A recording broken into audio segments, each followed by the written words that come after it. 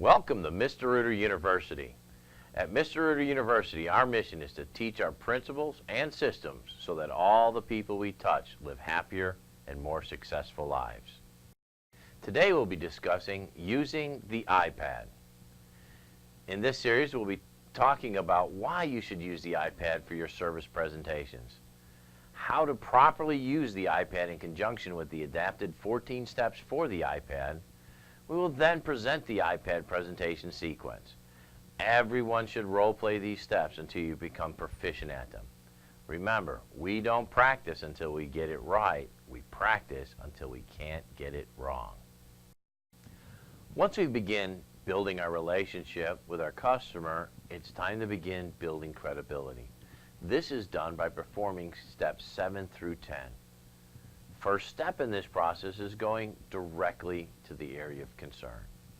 This is where we'll start our service presentation. Remember, the watchword is to be informative. We start by first removing the iPad from our diagnostic bag or from the holster.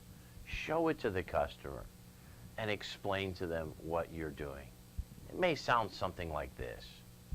You know, the great thing about Mr. Reuter Plumbing is we brought technology out of our office and into your home. Introducing the iPad is the first step in this process. Otherwise, the customer sees us, they may even think we're getting ready to play a video game. In the customer presentation process, the most important thing is to tell the customer what you're going to do and then do it. So the next step is, once we've introduced the iPad, now it's time to introduce the plumbing checkup and why it's such an important tool. Doing this will help you when you want to complete the plumbing checkup in step 12.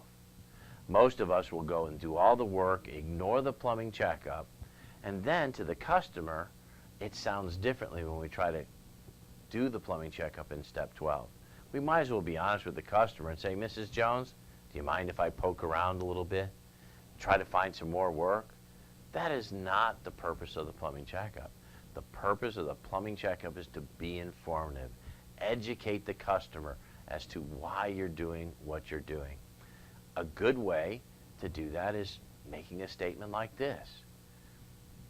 We use a plumbing checkup. This helps us diagnose what's wrong, and more importantly, discover the cause so we can prevent this from happening again. Does this make sense to you? Does this sound good? The reason why we ask a validating question at the end of every declarative statement is it engages the customer in the conversation. Make it a good practice to follow every statement with a question to the customer. Finally, and this is very important, introduce the concept of fix and prevent.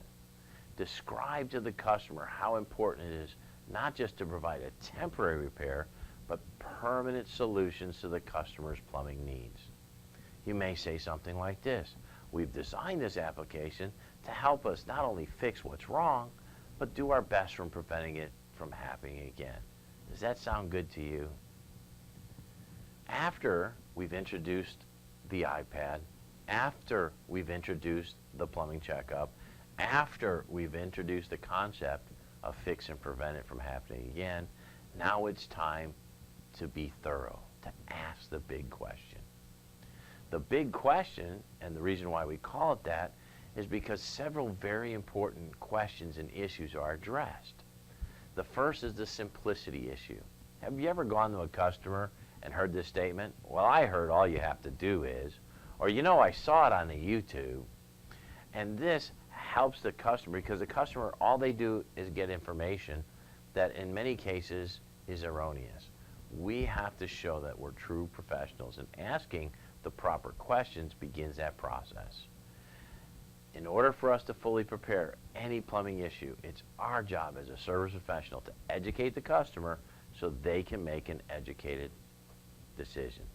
Asking the big question accomplishes this task. Do you mind if I ask you a couple of questions? Listen to the customer. If they say yes or no, or make sure you satisfy those questions. Are you satisfied with the water pressure in your home? After listening to the customer, it's our job to now begin that education. Remember, educate and offer. After listening to the customer, tell the customer why we asked that question. You may say something like this. Well, the reason I ask is that water pressure affects everything in your home. If the water pressure is too high, things can break. If it's too low, things don't work right. Does that make sense to you? The last step in this process is to ask the customer how they feel this water pressure is. You might want to say something like, so how does the water pressure feel to you? Does it feel too high? Does it feel too low? Or do you think it's okay? Regardless of what the customer answers, make sure the customer sees you put this information into your plumbing checkup. Mrs. Jones, I'm going to write this down in my iPad, and before I leave, we'll make sure to check it, because I don't want this toilet to break again. I don't want this faucet to drip again. Does that make sense? Finally, we close by asking relevant questions. Don't go worrying about checking the water pressure right now. What's important to the customer is the problem that's before them. Once you've asked a big question, immediately begin discussing the issue related to that service request.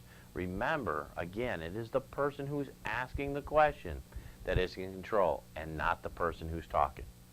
You know, it's an old saying, we're given 2 ears and 1 mouth. That means we should listen twice as much as we speak. And when we're asking questions, remember to practice QAR. That stands for question, answer, and response. Ask a question, listen to the response, and then affirm that response. Then ask another question. The most important question to ask at this point is, has this happened before? If the answer is yes, the follow-up question should always be, may I ask how you fixed it? These 2 questions will give you very valuable information about how to proceed. It is important that the customer sees you're entering the info into the plumbing checkup to reference later.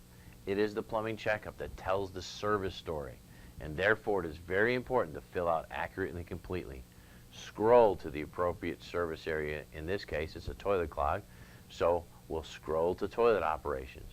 The first thing you'll do is select the star button on the right side. This will bookmark that task and keep it near the top, saving you time when searching for it when the job is complete. If you want to add notes, just click on the pencil, and you can either type or use Siri's talk to text. The third step is the most important step, which is taking the picture. You should always take a before picture before you begin any work. Take a before and after picture is very important for the customer and for you. It's important for the customer so they can see exactly what the service area looked like before you got there, and more importantly, after the service is complete. Therefore, validating our cleanliness and our professionalism is important for the service professional because it can protect you from those he said, she said moments. Once you've collected the appropriate information, you need to close your plumbing checkup. Do not save it at this time. You cannot save the plumbing checkup without forging the customer signature. Folks, forgery is against the law, and we should never forge a customer signature.